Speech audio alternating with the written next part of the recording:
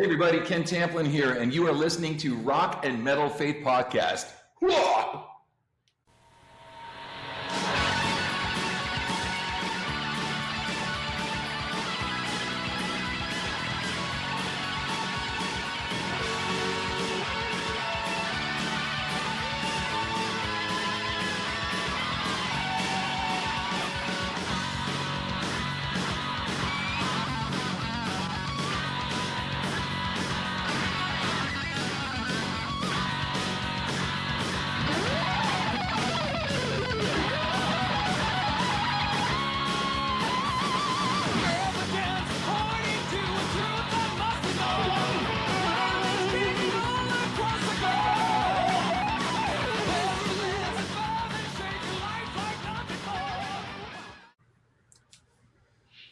So once again, we're back with a special episode of the Rock and Metal Faith Podcast. We have a special guest. He is the guitarist and the voice of Shout, as well as multiple solo albums and his own vocal academy. Please welcome Ken Tamplin. How you doing, Ken? Good. I'm doing good. How you doing? Good. You're down in Mexico, are you? I am. I'm in Oaxaca. I show you right now, but it would be all blurry. Here, let's try it for your fans. Let's see it. This is where I come when it gets too cold in Flagstaff. So, nice. Wow. I'm not sure if you can see that, but where are you? At a place called Huatulco. It's about 130 miles east of Puerto Vallarta. Okay. On the Pacific side. Sounds good. Because I want to be very, very specific about things I do. I'm on this side. Yes. You're going to get good jokes along the way. You got to put up on them. You can edit them out if you want. No problem. We'll see how this goes. So when did you first get interested in music and being a performer? Well, that's a gargantuan question. So everybody turn to Genesis 1:1. But before we get there... Wow. Yeah, I think we're going to be here a while. The Reader's Digest is, I just always loved music as a kid. And I never knew that I wanted to try to save the world when I was like 10 with music. So in doing that, I realized that there was a lot of music that I was told I couldn't play or sing, which like a lot of us were going through the CCM movement, only to realize that wasn't true. Music is music and people are people and their faith is their faith. And if they don't have it, then it comes out of their music. And if they do, it comes out of their music. And so I did Shout, and we're going to probably talk more about this, and I did Tamplin and Magdalene and all these things, only to realize how, by the way, I don't want this to go in a dark place, but it must be said, how corrupt and how arrogant the Christian music scene was. So all I could do at that point was my best, and I feel like I did. What I will say is I know that a lot of people got blessed as a result of it, and so in the words of Richard Wurmbrand, I don't know if you know, wrote the book called Tortured for Christ. Have you seen this book? No, anyway, I read that one. I've got to meet him a couple of times. So I thought I would write mine for the West, and I'm going to call it Inconvenienced for Christ. So anyway, that's kind of where I'm coming from. I'm just trying to do my thing. And, you know, as you guys know, I'm getting trolled like crazy on the internet, which is funny because I have some fun stuff coming out, and it's just horrible. Yeah. You know what? I've seen that, and you've had some good responses to those guys. We didn't want to bring it up too much. And I appreciate that. Let me, it's because a lot of people are going to think they're going to click on this interview and get some juicy details. I've already made my statement. Yes. I did lip sync, and it would have been really cool if comments that were made by really high-level producers and engineers and stuff didn't get deleted. And the only thing that everybody heard was an iPhone 10 feet away from a drum monitor over here, you know, and then all of a sudden it becomes gospel. But here's how the media works. I'll just leave it at this. The media works now like a tabloid magazine, even worse, because someone could put out some information and it reminds me of like someone stealing someone's song. It's like, oops, did I steal your song? Oh, here's 50%. I hope you go away. I still get to keep my 50%, which I didn't write. You know, but media has become a thing where someone will put something out, a media news source, credible or non-credible, or somewhere in between. And no one does their research. And they grab this story and they proliferate the crap out of it. And especially if they're incentivized to get views on their channels. And that's it. And it's all they care about. Now, it'll come back to everybody. Like at some point, that weird negativity and what they're doing, it'll come back. For me, it's kind of laughable because I've had a 40-year career. It's not like, I did this one show and Ken Tamplin or That's one right. out of 1,800 songs on my channel, and you didn't play that guitar part right. And people will even ask me, and I don't even mind saying this part of this, have you ever lip synced? Dude, every time I did a music video for a major label, it was just a music video. Everybody did. In fact, if you go all the way back to the 70s to Don Kirshner's rock concerts, including Queen and I think Led Zeppelin and like all these bands, they weren't even allowed to have live music. Some of them, I think Grand Funk did and a couple others. But for the most part, they wanted a quality control. They needed it quick, and are there dumb things you do in life, during COVID because you're bored or some weird thing? Yeah, that can happen. But it doesn't make me any less the musician that I am or the things that I've done with my life. Now, a lot of trolls would love people to believe that. And we'll see, because I'm going to continue to put out. But here's the one thing. That's the most important thing. I'm going to leave it at this. Is whoever did it, it was Ken Tamplin singing, number one. The proof is still in the singing, number two. Yeah. Number three, they still have never produced anything other than hate and slander. And number four, their job can't last without content, like actual legit content of putting stuff out. And we've turned out a lot of great vocalists. So hopefully people will appreciate that and, maybe want to do something about it. So anyway, that's it. If people want to see what I have said, you can go to my video. I'm done. And next question. Where are we here? Who are your first musical influences? Like who did you listen to made you want to pick up the guitar and say, that's what so this is going to be a strange bedfellow, okay? Sure. When I first started wanting to learn to play guitar, because that's my first instrument, I think Jimmy Page was my greatest influence. And as some of you may know, I would go down, I don't remember the year, but I want to say it was 1975 or 4. We can look it up. But anyway, the movie, the song remains the same. Okay, yeah. And there really weren't any people out there that could teach me this stuff. So I begged my parents to take me to the movie theater, and they would make me check my guitar at the box office. They wouldn't let me bring it in the theater. And even though there was a matinee, there was nobody there, but whatever. So I'd check it, and I'd watch, and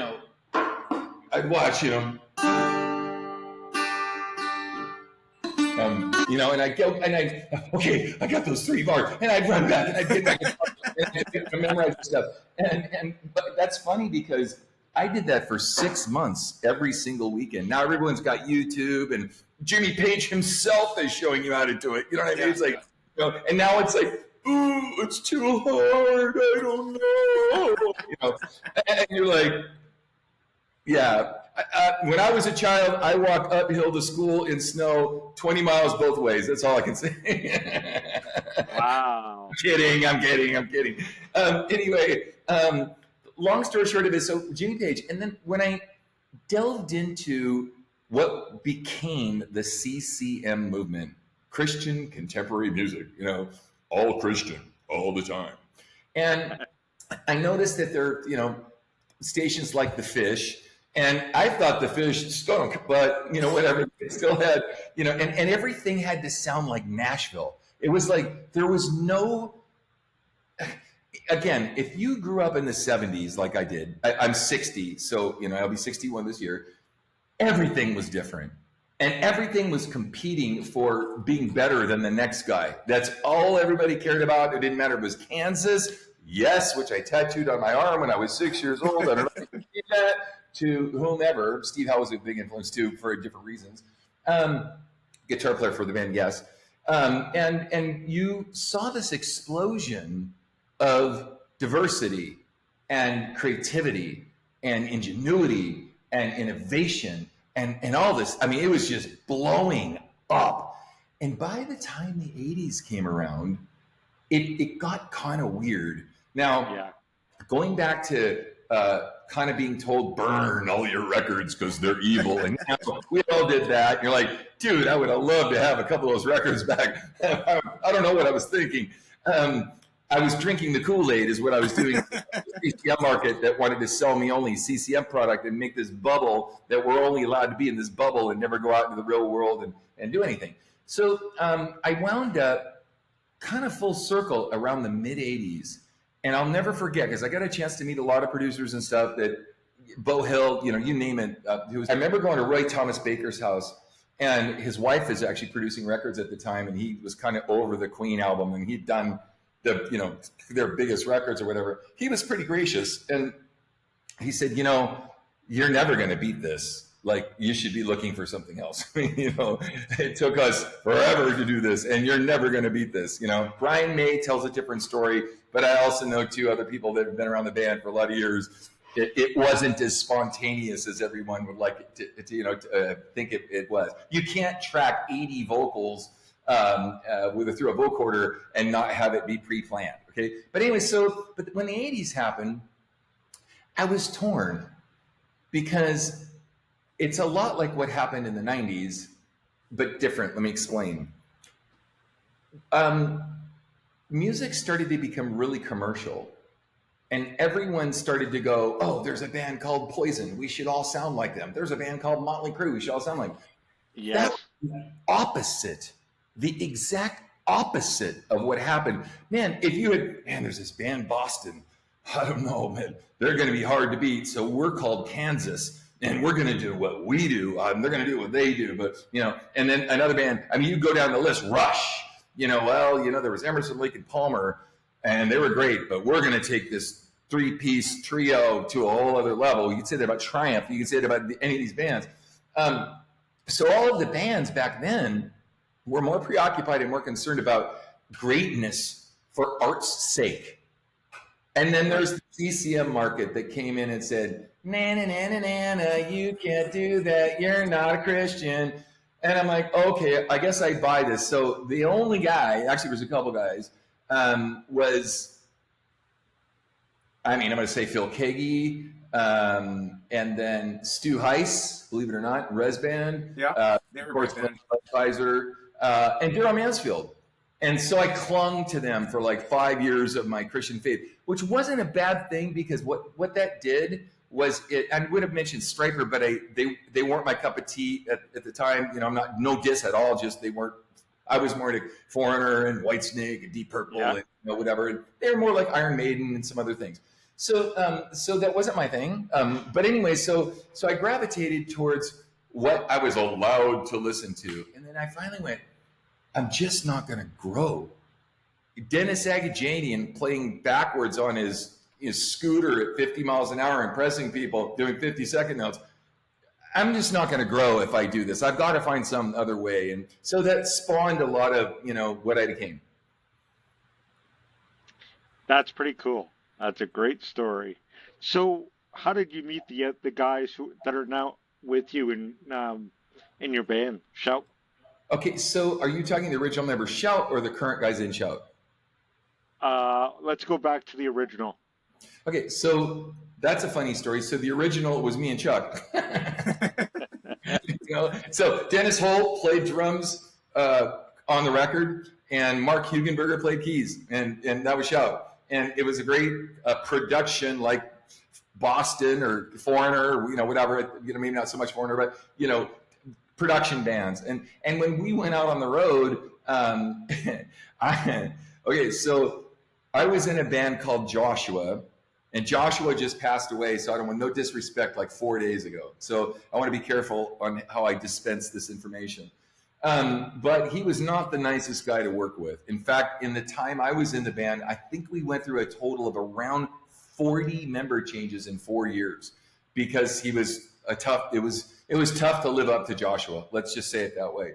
So anyway, so in that band was drummer Joey Galetta and bass player. By the way, you're laughing. I see the smirks. Lauren Robinson. But so the band originally wanted to call ourselves UA, which was Joshua without Josh. Okay. And we thought that's a little antagonistic, maybe not the best call. Let's come up with another name, which we did, and it became that. So when I had already left the band, other members were on, let's say, being rotated out. So cycled out, and that's how we became Shout. Wow. So how did you do your songwriting? Did you do it, or are there others? I lip sync the whole thing. It's just terrible. I don't even know. I never played any of my own guitar because I had Millie and Vanilli that were to do this. No. So that was also an interesting story, and I'll make it really quick. Joshua was billed as the fastest guitar player in the world. That was his billing.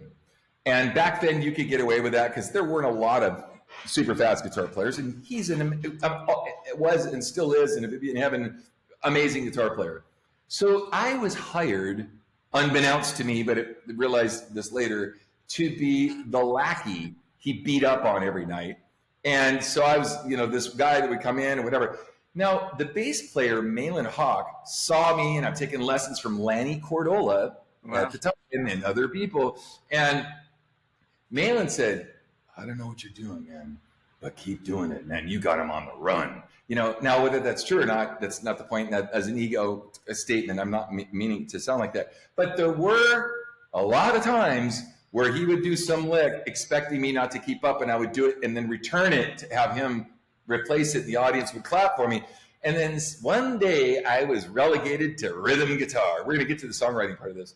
And I thought, that really sucked. So at that time, the keyboard player was Patrick Bradley. He's the president of Whole Foods. Oh, okay. And so we're good friends all these years. Joshua gave him all of my lick trading guitar solo stuff and would not let me play any more lead at all. From that point on, I was not allowed to play lead. But what it did was it taught me rhythm guitar. And most, whether it's Satriani or Steve Vai or whomever, you might like their lead playing a lot, but you probably wouldn't like their rhythm playing as much as the genius of an Eddie Van Halen or even AC/DC or some other band where the rhythm was held down. You know what I mean? Yeah. So what that did was I spent a couple of years honing in my guitar craft, even though I was still woodshedding, still wanted that spot. But it said to me, it's about the songwriting. Yeah. It's about the songs. So when we landed a deal with Dieter Dierks, the producer of the Scorpions at the time, I wound up being a major part of the songwriting process. And I even sent copyrights off from Germany to secure myself so that if there were ever any questions, and there always are, because we're all musicians and we all think that if we said the word, what if, it should deserve half the song. Anyway, so Dieter did a research with his attorney, found out I had pre-copyrighted the material before I brought it in. This angered Joshua so much that I was basically forced out of the band. Oh, and no. And that started Shout. In fact, when I went home, I was so broke. And by the way, we started the Dynamo Open Air Festival, Dynamo. We were the first band to play it, the only band to play it. We were. This was early on before this, this stuff broke. And so when I went back to LA, some guy named Chuck King answered a free classified ad in the Recycler. It was called, the free classified ad newspaper, and he said, I see you're hawking or you're selling this wireless guitar system, and I don't really need it, and I've never bought anything on here before. And you can buy it back for the same price, but I feel like I'm supposed to buy this thing. And it was my rent. Wow. And so we became friends, and we started writing music, and we started hanging out. And, as God would have it, he uses the strangest circumstances to bring stuff about. That's great. Yeah. Especially hearing how the Lord kind of worked and brought the two of you together.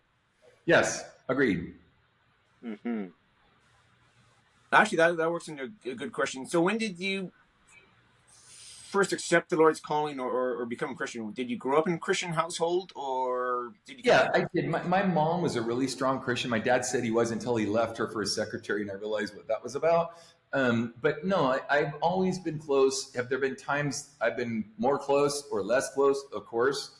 But I would say I was hyper dedicated, probably around the age of 15, and I've never stepped off the gas. I mean, I have, in the sense that life happens and you can get discouraged and try to figure stuff out, whatever. But truthfully, all in all, I've wanted my whole life to be centered around now finishing well, but making my life count for Christ. What's your favorite or the main guitar that you would use the most? Favorite guitar? Yeah. Well, I grew up. Okay, so here's another story. These are a lot of stories. What time is it? Okay. When I was younger, and my dad left home and ran off with his secretary, he was very disenfranchised and upset at our family. My sister was in jail. My older brother was in jail. My younger brother had some almost borderline autistic issues, not quite. And then there was me, the screw up, screwed everything up. And so he bet against my mom that I wouldn't even so much as graduate junior high school. Now, he was a smart man, educated, PhD, smart man. And so, but I was a kind of a smart ass kid. I'm a smart kid. And so I thought, well, challenge accepted. What's at stake here? And he said, I will buy you the guitar of your choice if you decide to graduate junior high school, not high school, junior high school, because I'd already been playing a lot.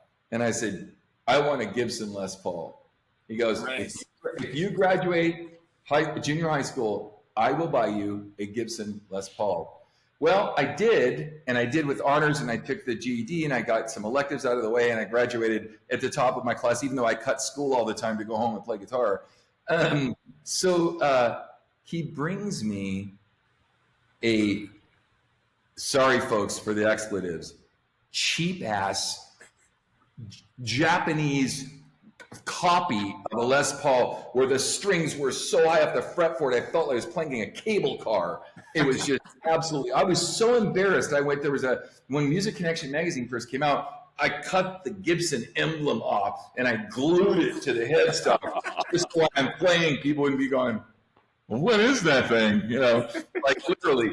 But what that did, and God uses our hardships in weird ways. And what that did was it forced me to get really strong hand strength and to really understand how to use a guitar that was not that cool. So eventually I did get my own Les Paul. I also got an Explorer that I liked a lot. I did. It was a little thin, but I liked it a lot. And I wanted so badly to play Strats and Tellys, but they always had the volume knob so close to the bridge, I would turn myself off every time I would play. So I finally got one where that didn't happen. That was stolen in Belgium, by the way. Anyway, so they all have their own special thing, but if it would be one thing, it would be a Gibson Les Paul. Sounds good, yeah. I always wanted one, couldn't afford one. I still can't afford an actual Gibson, but I ended up getting myself a secondhand Epiphone. Cool. So I still got a Les Paul. Yeah, you do. You're right. The wood's not the same, but you're right. Yeah. Boy, your story sure sounds like your song, Love Will Find a Way. Something will find a way. Yeah. That's right.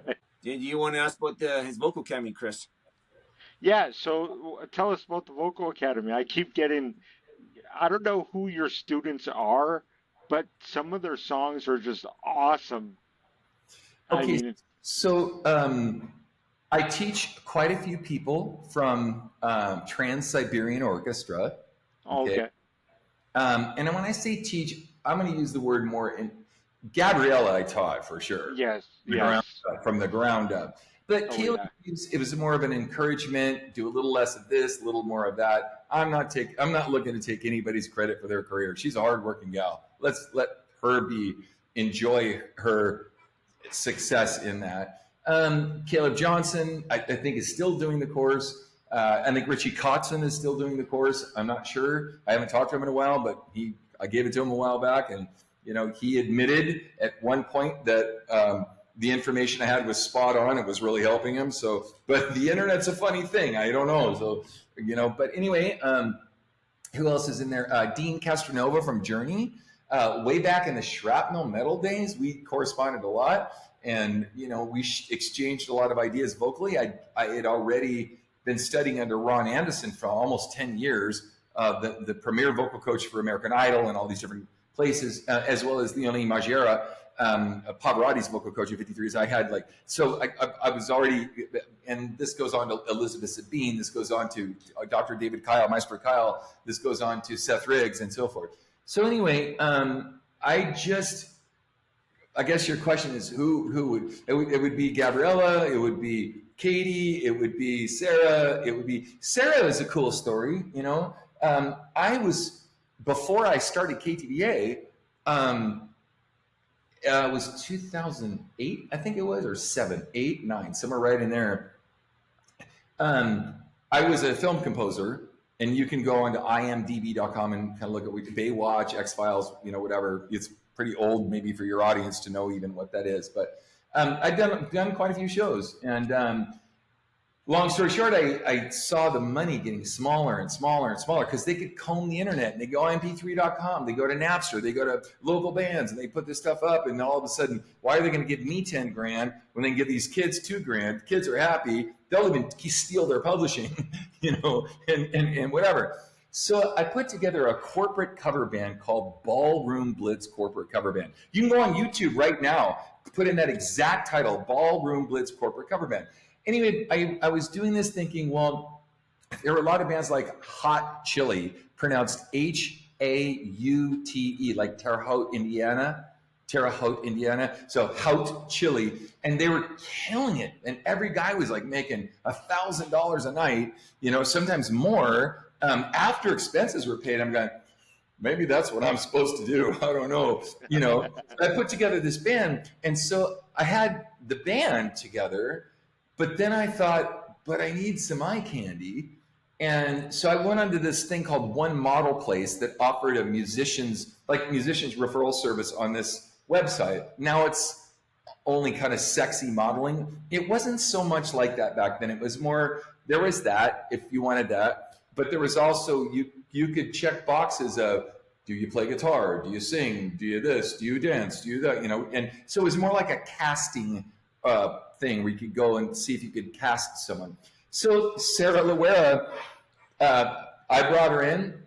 She was a bartender at a place called Fred's. It's at the end of it's in Huntington Beach, and she said, if there's anything that you can do to help me get out of bartending, I can't even tell you how grateful I would be to do music for a living. So I knew some people, just like Tori, helped her with the same guy, and I got her a gift, or I gifted her.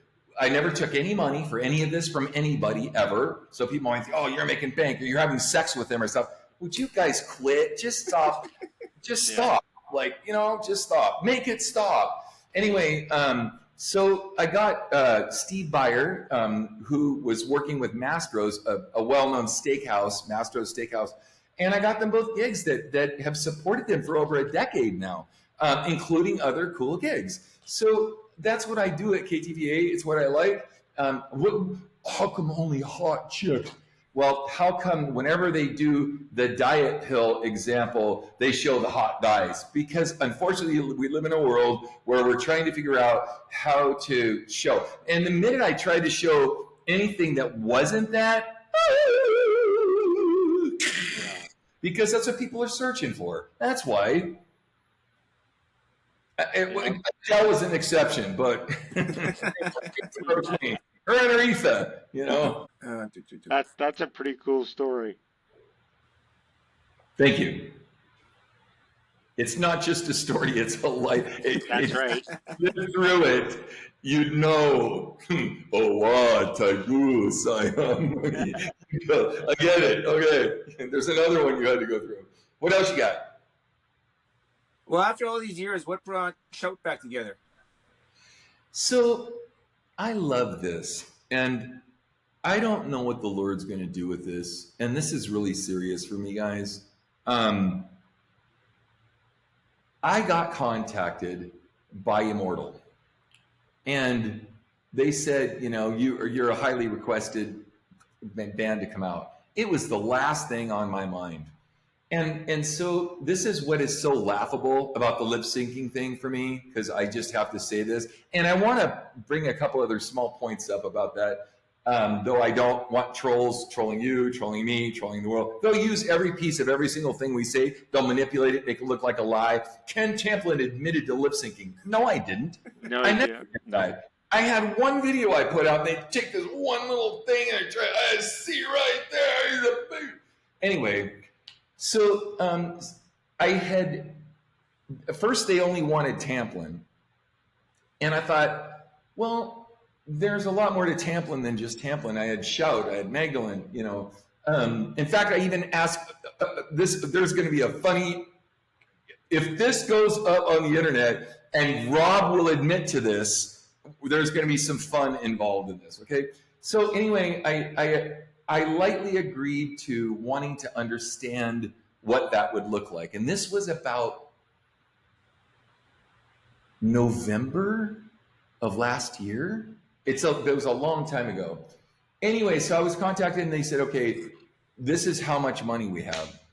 And I'm thinking to myself, well, I make $750 an hour, and the amount of time that it's going to take me to put into this is going to be exorbitant. But I thought there's also things called a legacy to leave. And, you know, you've got old bandmates that, you know, are getting up in there in their years, and you want to make sure that they're showcased. So I called Chuck. And I said, what do you think? He goes, oh my gosh, I've been praying about this for the longest time. I just want one show that I can show that I'm, you know, still relevant and I can still do what I do and whatever. So Chuck had committed, and I said, hey, look, you know I used to only sleep 3 hours a night to accomplish all the stuff that I do, but there's no way I could do my teaching, the amount of guitar playing it would take to get my chops up to do what I do, and you know, and play and sing well, you know, at this event. This was in January, I think, of this year. And he says, okay, I'll play all the leads. I go, Chuck, I don't be mad, but I played all the leads on the record. Like, I hope you understand what you're actually biting off. You know, I can do it. Okay. Well, so I'm not saying he can't do it. Some family things someone died, there were some issues as we're going through the process of this. So in February, around 15th of February, I started trying to woodshed. And I'm like, I have to put in like 4 or 5 hours a day on guitar alone, plus 2 or 3 hours of singing. It's a 70-minute set. There's just, and teach and have a family life. And you know, it's called living. And do this. And so I did that as long as I could. And then I said, Scott Benzen. I've done so much with Scott, and Scott had already done a lot of the Tamplin stuff. I rearranged the set to where it was like half Shout, half Tamplin. So it was not just Shout. And I said, can you cover me on the leads to this stuff? I just don't have the time. It's not I don't have the ability. I don't even want to take the time unless I feel it's relevant enough to make it make sense. I'll do it on a flamenco thing. I still do it. I know it's going to take me a month to get my chops up like this, just the guitar stuff, 6, 7, 8 hours a day.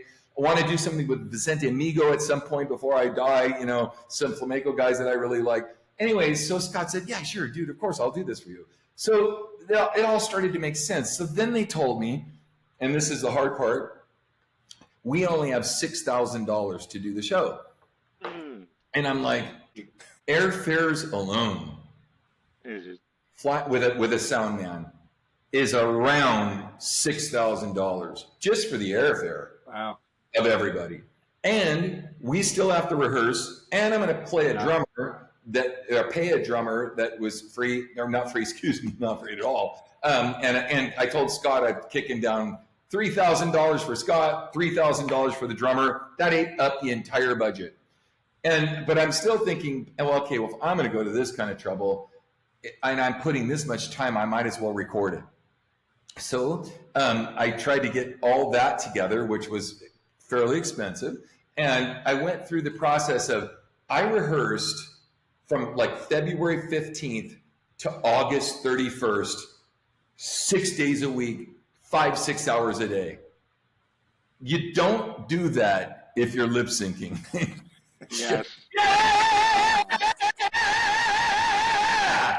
You don't do that. That's cool. If you're lip syncing, okay? But nonetheless, there's trolls out there, and like any news media service, they can say anything they want unvetted and spit it out. It proliferates and people believe stuff. So we put together the show, and we had 3 days to rehearse. 3 days, 13 very difficult songs. And so I had, I think, 4 or 5 different versions of how many background vocals I could put on this, depending on how much they could sing. Dude, they did well. They sang into the mics. It's not all lip syncing on the choruses, all that. Everybody sang in, but the choruses are still like Def Leppard. They're still really big, and the choruses are mimed. And they sang them. They're not mimed, but they might as well be, because they're not hitting like, they're not, yeah! They're not just killing it, okay? But the interesting thing is, that would have been really cool is just a few guys took the board mix that I posted that's out on my video, just take it, extract the vocal and listen to it. And so in the end, and this is part of the end of this part of the conversation, you had said, why'd you do it?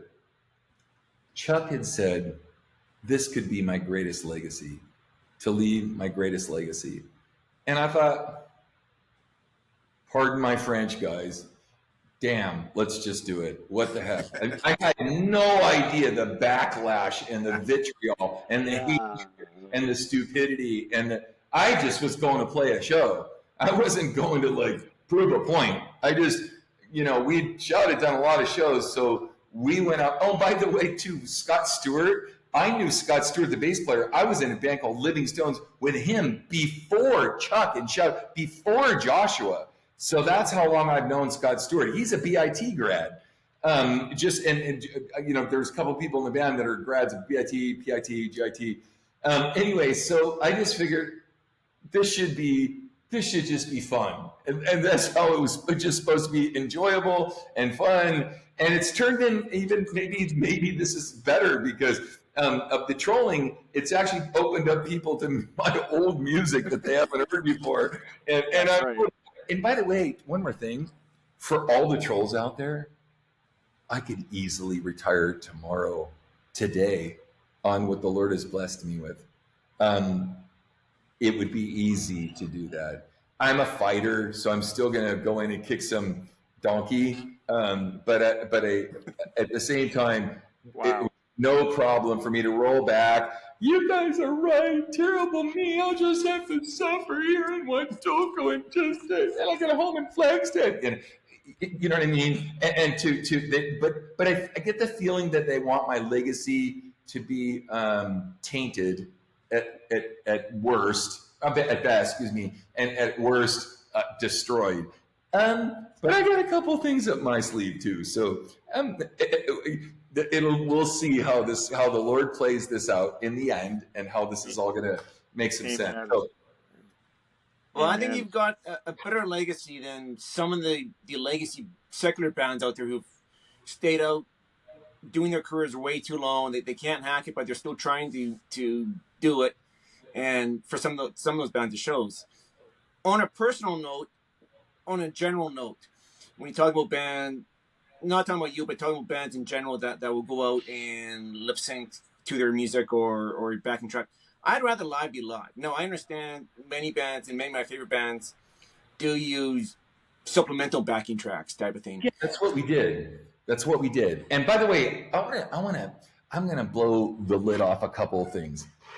We had Steven Stetzel. We had Rich Westfall, who's he's a head editor for CNN, saying there's no possible way that this was lip synced. He goes, there's something called velocity. Anyway, every time you hear him pull his mic away, you can hear he's doing. Why would he do that? If he's lip syncing, why would he do that? There's like this whole thing. And what's funny is all these comments got deleted. But here's what's interesting for me about this is that I'm going to say this another way. It's a sad day when people can't just enjoy what they enjoy, and we are a dying breed, and very few people can do what we do. I put out monthly 3 videos a week of very difficult stuff to do with me and my students, still doing 1,800 videos. We had a speech pathologist from Stanford University who had her comment deleted that said I would have had to have lip synced 15,300 lyrics. And conveniently, this gets deleted. And why I'm saying this is that we're living in a world where people just want to write their own narratives and do what they do. That's up to them. It'll come back on them later. It truly will. But right now, back to the Chuck King thing, because I want to finish that part of this, is that honesty is like my best friend. It would be like your best friend saying, okay, in Swan Song was a label. And if you know what a swan song is, it's the last thing they sing before they die. And Chuck said, this is my swan song for being able to put something out. And I went, okay, we'll do it. And so it was kind of like money was no expense. And I just, whatever. And again, what the trolls don't know is I'm doing pretty good on my backside. I don't have to do this right now. I am gonna do it now to prove a point. But also, let me say one more thing. It's because it's really, really important to chant this from here to kingdom come. The proof is in the singing. Music. Did I sing it? Did I not sing it? Can you sing something?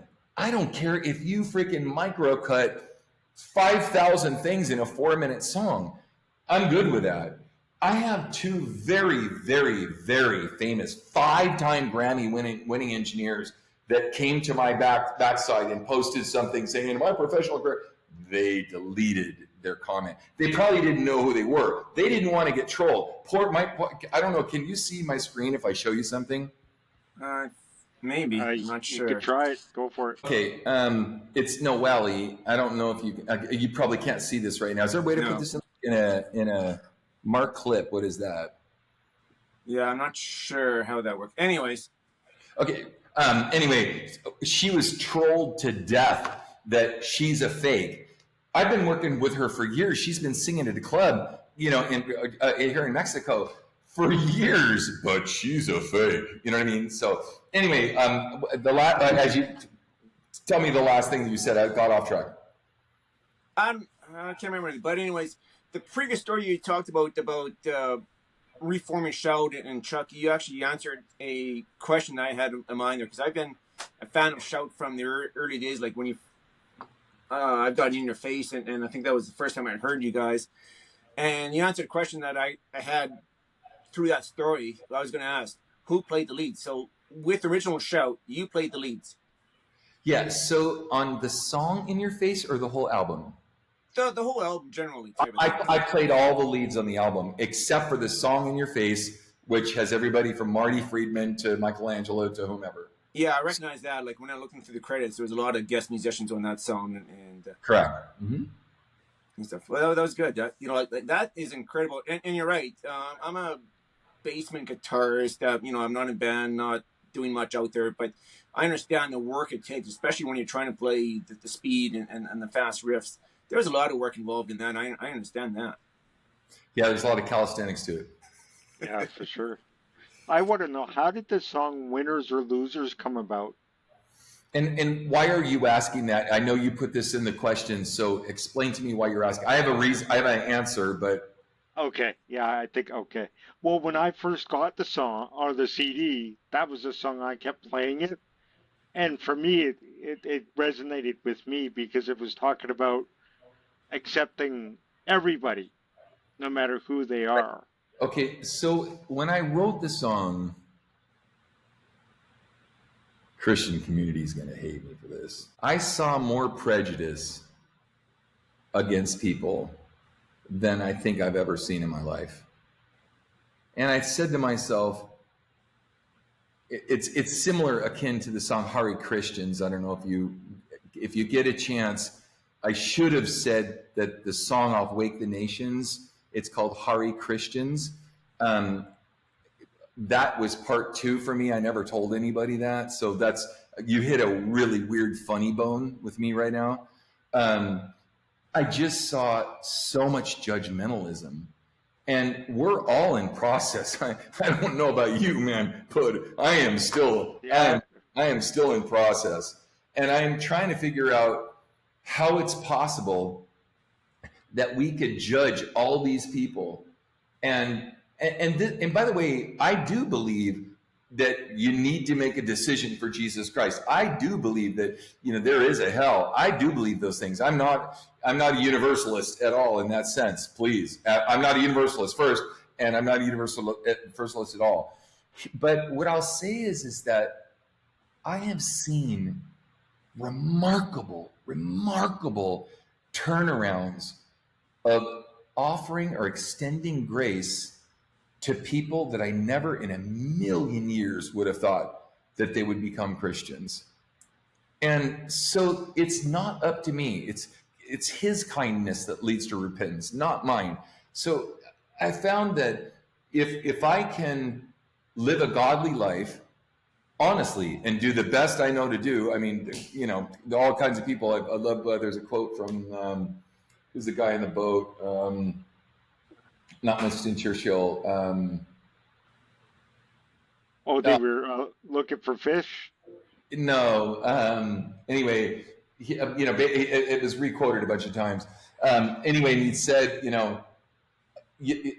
maybe a better person is John Wooden said it also good. He said, we can only appeal and please a certain amount of people, and everyone else, they could hate us, they could whatever.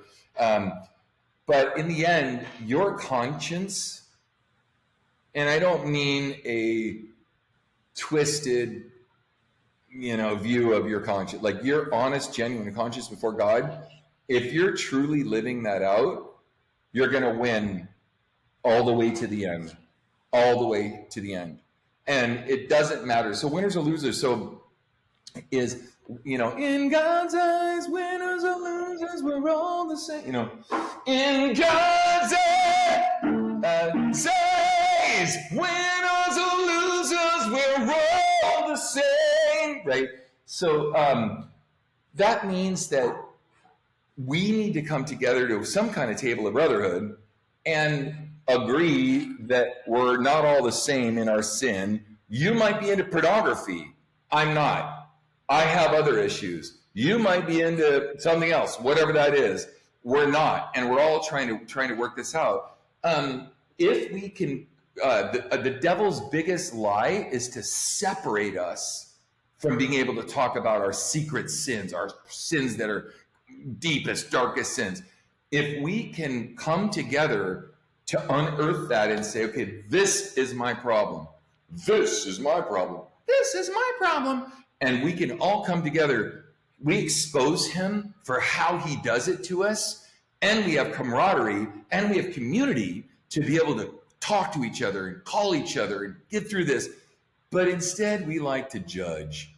And so it was a call to not do that, which is also, I don't even remember some. I see the people putting folks down so they can lift themselves up, passing judgments on the world and all the sin. Heaven sealed to judge, no king can corrupt. We should be leaving all the judgments up to him. As we claim to be a voice to the Holy One, our pride is turning folks far away from the book of love. Well, when I heard it when I was younger, because I have a physical disability, so that song really resonated with me for different reasons. But I Awesome. like your view, your outlook on that. That's good. That was good, Well, Ken.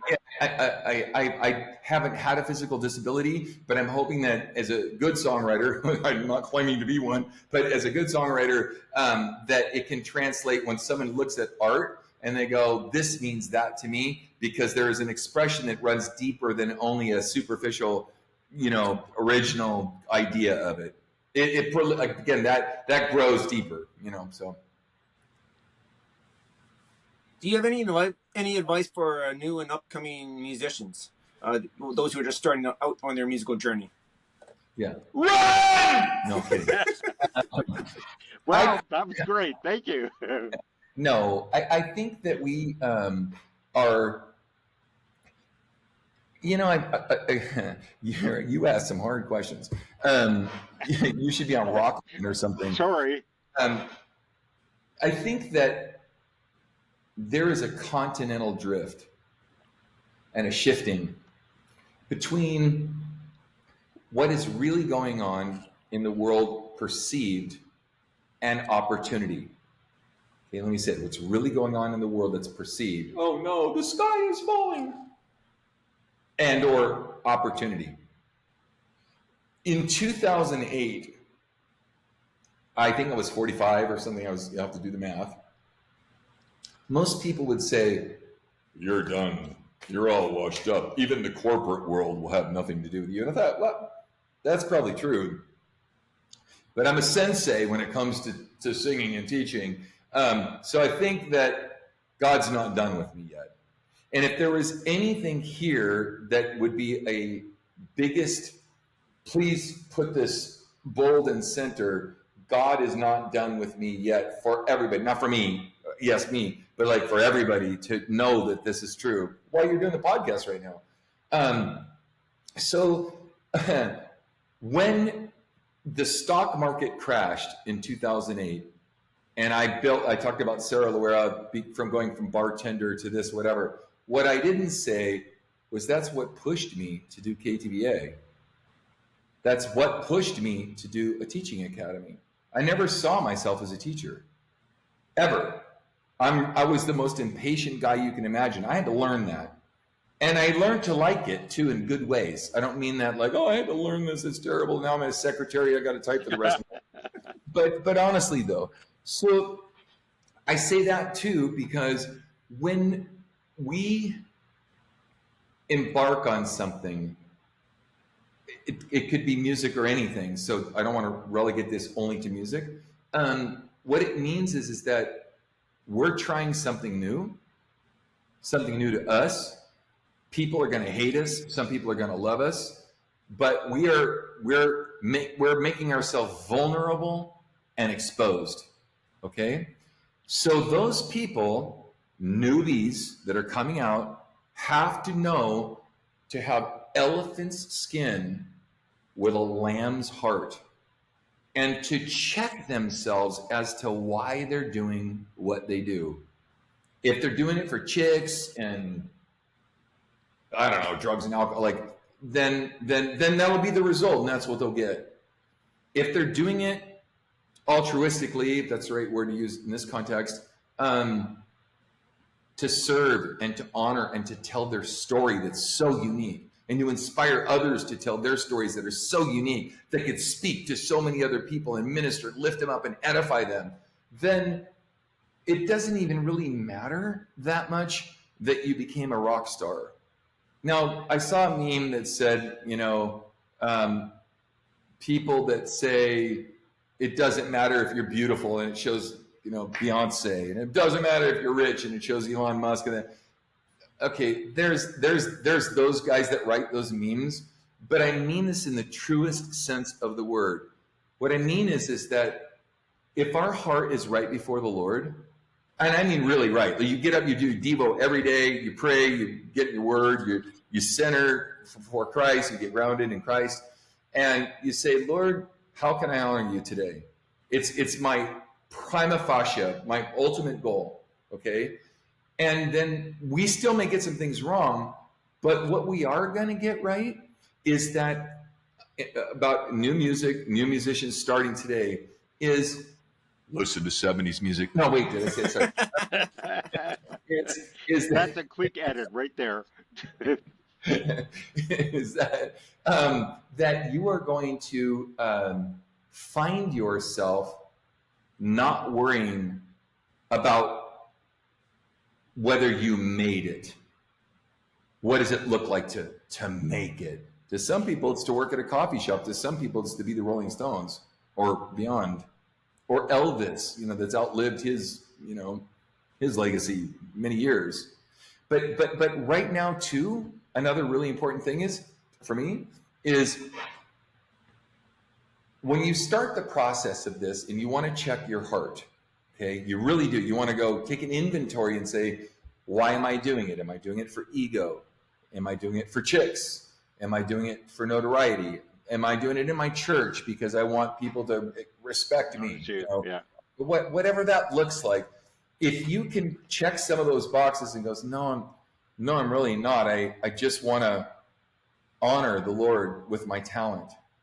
Because something's happened in CCLI and a lot of worship music now. There isn't even a Christian contemporary music market, so I don't know where you guys would go to do that till you make music to get it popular. I have things I know I have to do. I got to do a cover song because it's trending, because the AI algorithms is trending to piggyback something else that I want to lift up. I can't put my own song because it's not being searched for, so they're not going to serve it up to anybody, even my grandma, which is dead. But but music has only been commercialized or monetized for the last 100 years. And I know that's a weird thing. That's true for film and television, a lot of the arts, maybe not so much for paintings and things like that. And yes, we had bel canto and a lot of the Baroque classical music that came through that I don't know that it ever really got monetized, in other words, in all of Earth's history, like get our brain around this, that it's only been the last 100 years you're allowed to make music, money off your music, or become popular, whatever. Back 100 years ago, you'd do a song, and if you're lucky, it would go from village to village and maybe some other village, and then it becomes a folk song in Ireland somewhere that Thin Lizzy covers and makes it really popular. That's right. But I'm serious though. If we could just get our brain around that and go all the way back to the core of why we do what we do, that would be my commendation for everybody. That is really good. Like what Michael Sweet had said one time, where if he didn't get paid for what he's doing, he'd still do it because he does it for the love of making art. At the same time, I understand people need to get paid. That's his job. He's got bills to pay and stuff like that. But his main motivation is being the artist and putting the art out there, type of thing. Right. There is a difference, because a workman is worthy of his hire. A workman is worthy of his hire. His craft is worthy of his hire. If I'm an artisan and I build fireplaces out of crazy stone, I'm worth my money. I'm really good at it. Michael's worth his money. There's nothing wrong with that. I'm not saying that. But what I will say is, this is Amazing Grace.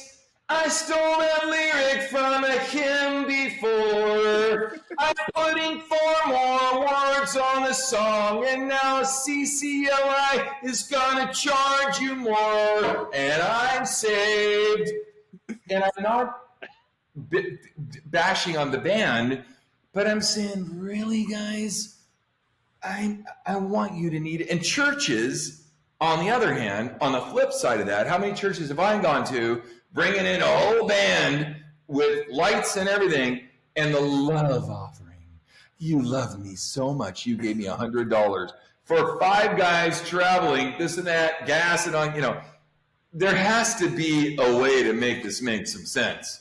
And I know that CCLI is actually trying to protect people because that has happened so much. So I didn't mean to diss the song. I'm just saying, please don't add 4 bad lyrics to a very mediocrely represented song and then repackage it and claim a hit, how great thou art, or whatever it is, that you wrote it. That's marketing, and that's commercializing the gospel. And if Jesus were here today, I don't have a whip, but I do have my phone extender. He would be, sorry. No problem. Wow.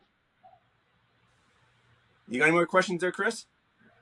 I can't think of any. What are you going to do now going forward? I'm just going to continue to do what I do. I've got KTVA. It's expanding. It's getting bigger. Believe it or not, people think, oh, he's getting crushed on the internet. Actually, it's helping my view count a lot.